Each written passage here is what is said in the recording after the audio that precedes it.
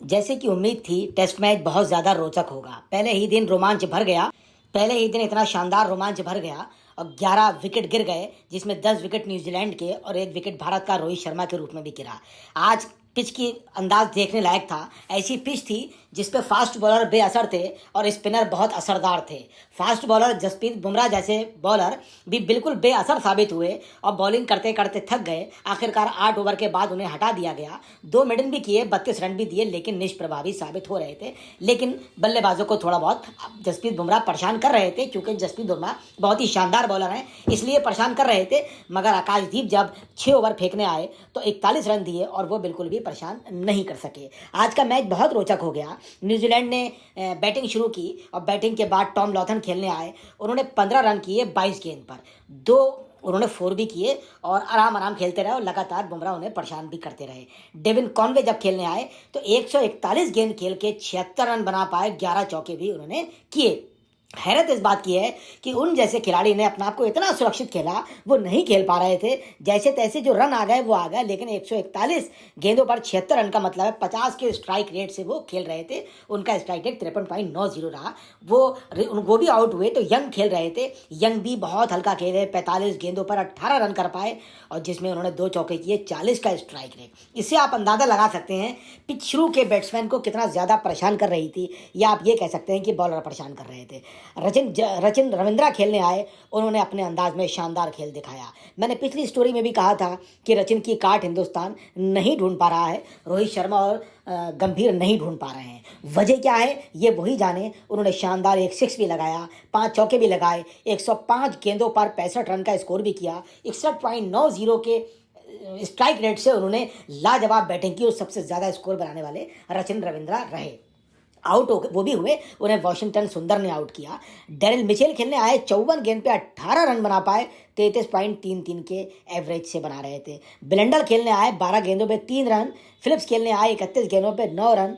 Mitchell ने थोड़ा सा संघर्ष किया, मगर 51 गेंदों पे 33 रन। टिम सऊदी जिन्होंने छक्कों का रिकॉर्ड बनाया है, सहवाग का भी रिकॉर्ड तोड़ दिया है, मगर आज वो जूझते नजर आए। 8 गेंदों में 5 रन। उसके बाद अजाज पटेल 9 गेंदों में 4 रन और राहुल के कोई गेंद नहीं खेल पाके और नॉट आउट ही चले गए।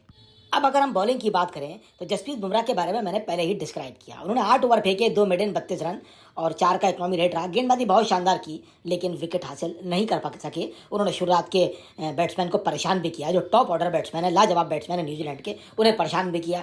आकाशदीप ने 6 ओवर में 41 रन महंगे साबित हुए।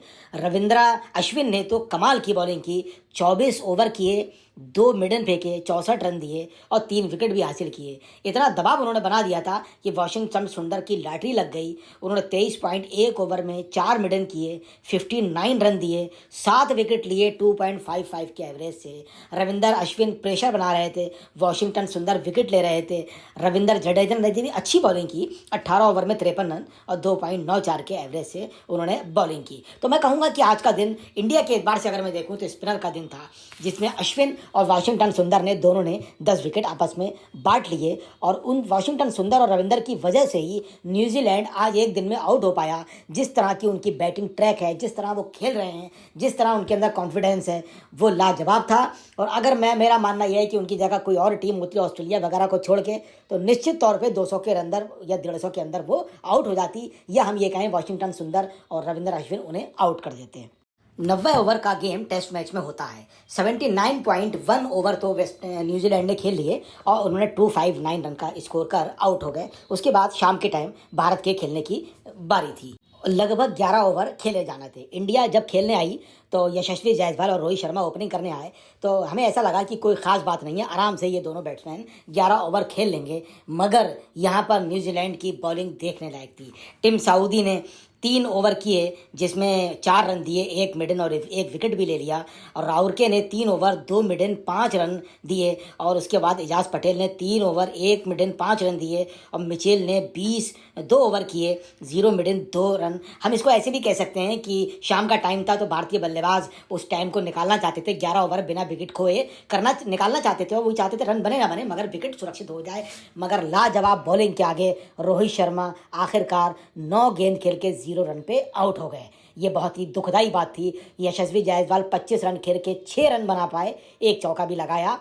शुभमन गिल खेलने आए, 32 गेंद खेलने के बाद 10 रन बना पाए। जिस तरह भारत की बॉलिंग के आगे न्यूजीलैंड नतमस्तक था, उसी तरह शाम के 11 ओवर की अगर समीक्षा की जाए तो मैं निश्चित तौर पे कह सकता हूं कि भारत की स्थिति भी न्यूजीलैंड की तरह ही थी। उनके बॉलर ने भी भारत के धुरंधर बैट्समैन को लगभग नतमस्तक जैसा कर दिया था, और ये बात ऐसा ही हुआ, जिसमें वो कुल 16 रन बना पाए, जिसमें एक विकेट खो दिया। 11 ओवर में 16 रन देख कर ही आप अंदाज़ा लगा सकते हैं कि क्या परफॉर्मेंस उनकी बॉलिंग की रही होगी और क्या बैटिंग कैसे कर पाए होंगे। अभी हमारे पास विराट कोहली, ऋषभ पंत, सरफराज खान, रविंद्र जडेजा, वॉशिंगटन सुंदर, रविंद्र अश्विन, आकाशदीप और जसप्रीत बुमराह पड़े हुए हैं, मगर जिसमें 2 बैट्समैन तो हम नहीं कहेंगे आकाशदीप और जसप्रीत बुमराह को। बाकी बैटिंग ट्रैक अभी हमारे पास भारत के पास लाजवाब है, और निश्चित तौर पे भारत अच्छा खेलेगा, ऐसी हम उम्मीद लगाते हैं। अगर हम न्यूजीलैंड की बॉलिंग की बात करें तो टिम साउदी ने जो बॉलिंग की, मैंने आपको बताया, 3 ओवर में 1 मिडन रहा और लाजवाब उन्होंने बॉलिंग की, लेकिन विकेट लेने में कामयाब टिम साउदी हुए। ज़बरदस्त बॉलिंग हो रही थी और भारत की टीम बहुत ज़्यादा प्रेशर भी महसूस कर रही थी, और उसी का सबब था कि रोहित जैसा धुरंधर बैट्समैन टिम साउदी की बॉल पर क्लीन बोल्ड हो गए। अब हम बात करें कल की। आज पहला दिन था, ये पहले दिन का एनालिसिस था। कल दूसरा दिन है। मैंने शुरू में यही कहा कि इस टेस्ट मैच का चौथे दिन फैसला आने की पूरी संभावना है। अगर आप ऐसा सोच रहे हैं कि भारत की टीम बहुत लंबा स्कोर करेगी तो मुझे इसमें संदेह है, क्योंकि मैच का लगभग इसी रेशियो से ही स्कोर होने की संभावना है।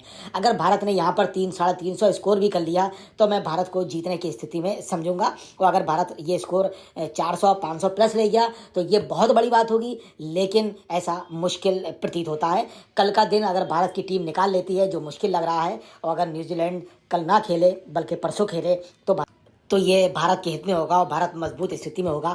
फिलहाल पहले दिन की समीक्षा यही थी, और कल का देखेंगे। कल भविष्य की बात है, कल कैसा इंडिया खेलता है और क्या परफॉर्मेंस न्यूजीलैंड की बॉलिंग की रहती है। तो आप वेट करें, कल इसी टाइम मैं सेकंड डे की समीक्षा आपके सामने लेकर आऊँगा, और आप हमारी स्टोरी देखने के लिए प्लीज़ लाइक और सब्सक्राइब करें। Thank you very much. जय हिंद, जय भारत।